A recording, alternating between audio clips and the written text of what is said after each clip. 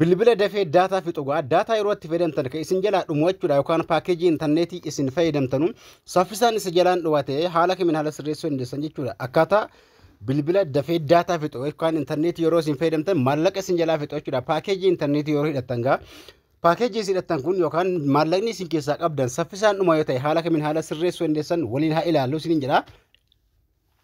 Video like tuqaasan jira gabaabumatti gara barnootaa sinofaa kanaan durallee akkaataa daataatti qusatan video baay'ee agarsiisan ture amma akka faayidaa guddaa qabu kan namni hedduu sirreeffachuu qabu seetingii haaraa kan isin quba hin qabne maallaqa meeqayyuu kan keessaa qabaattan isin jalaa fixuu danda'u takka isin agarsiisu jechuudha. Kana sirreeffachuudhaaf awwala kan isin sirreessuu qabdan awwaluma dura Google Play Store ka application irraan download ta'u yookaan update ta'u jechuudha.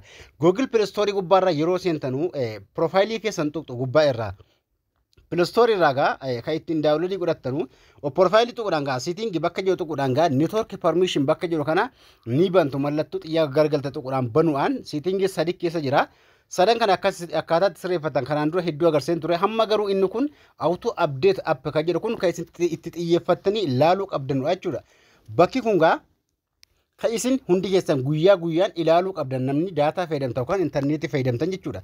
Dhumarra kaawwachuu qabdu don't auto update appiin akka inni of hin haaromsine kuni ka ji'aa yookaan unlimited namoota fayyadamtan ka baatii takka ka torbii jechuudha. Gubbaa irraa application hundatti itti fayyadama daataa keessan yeroo isin bantanu yoo isin bakka takka illee fayyadamaa raattan automaatikii update ta'a maallaqni keessaa qabdan siyaan dhumataa jechuudha. Inni kun wifi dha kan itti aanu kun kanaafuu don't auto update app kan jedhu gubbaa kaawwachuudhaan maallaqa keessan akka saffisaa hin dhumanne yeroo isin daataa fayyadamtan application hundi akka itti hin fayyadamne gochuu dandeessu jechuudha. Yoo daataan keessan ka dhaabbataa ta'e kanuma barbaadan gubbaa kaachuun update gootanii itti fayyadamuu dandeessu.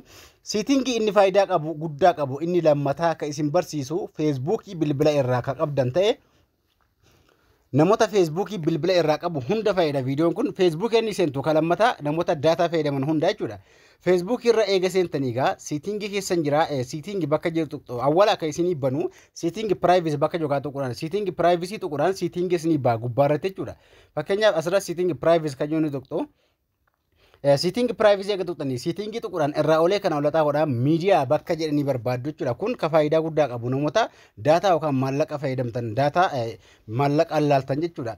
Miidiyaa bakka jiru tuqudhaan gaa on mobile data asirra kan jedhu kana yoo kaawwattan bilbila keessa irratti Facebook irratti viidiyoon automaatikii taphata. Viidiyoon taphatu kun yeroo taphatu maallaqaan kan inni taphatu kanaafuu maallaqa isin jalaa fixuu danda'a jechuudha. Asirra yoo kaawwattan maallaqa isin jalaa fixuu danda'a jechuudha. Kanaafuu never auto play video bakka jedhu gubbaa kaawwachuu qabdu jechuudha. Heeyyama ittiin kennine akka inni ofiin taphatu ka jedhu kalammataa rakaa kadhumaa ka sadaffaa ka raakaawwattu jechuudha. Heeyyama ani hin kennine jechuudha. Akka inni ofiin automaatikii ofiin taphatu yeroo Facebook irra seenee viidiyoon ofiin taphataa akka inni ofiin taphanne gochuu dandeessu jechuudha. Yeroo kanatti ofiin taphachuu hin danda'u maallaqa keessan tuquu hin danda'u sin jedha. Namoota daataa fayyadamtanuuf faayidaa guddaa qaba. Namoota sim kaardii irraa daataa yookaan paakeejii fayyadamtan hunda fayyada viidiyoon kuni. Asirra kaawwachuudhaan daataa keessan qusachuu dandeessu. Fakkeenyaaf yookaan immoo yeroo isin maallaqa guuttan maallaqa meeqa keessaa qabaattanullee waan fixa hin beektanu saffisaan isin jalaa dhuma intarneetii isin fayyadamtan. Akkaataa daataatti qusatan viidiyoo hedduu agarsiisan ture jechuudha. Kanaafuu gaa fakkeenyaaf on mobile data bakka jiru kana on kaa'ee viidiyoon kan koo automaatikii ofiin taphata Facebook irraa. Facebook irraa gaa hoomii jalaa viidiyoon automaatikii ofiisaatiin taphataa jechuudha yoo achirra kaawwattan.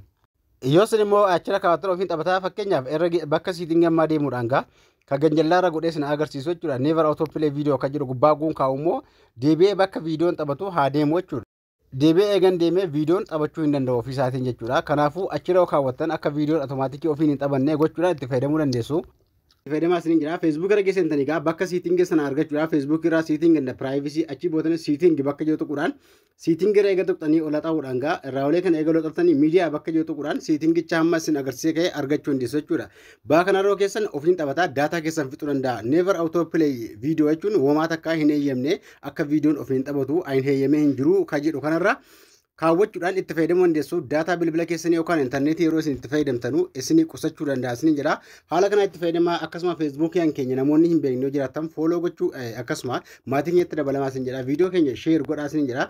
Chaanalii YouTube keenyas immoo Channel YouTube keenya argachuudhaaf gaa Abduu Oroo jenna. YouTube irra geessintanii Abduu Oroo jechuudhaan na argattu. Channel koo bakka viidiyoo jedha kana kaawwachuudhaan gaa namoonni hangoonaa channel koo hin beekne channel koo kana jalsinaati barnoota bilbila keessanii wal qabate hedduu agarsiisan jira. Irra galaa viidiyoo baay'ee tajjila jira. Irra galaa irraa baradhaasin jira. Godinyaa keessan namoota hedduu bira akka viidiyoon kun ga'u laayikii tuquu akkasuma sheerii gochuun waan akka isin miidhu laayik sheer godhaasin jedha. Gaaffii yoo qabaattan komentii irratti na barreessaa nagaan tura.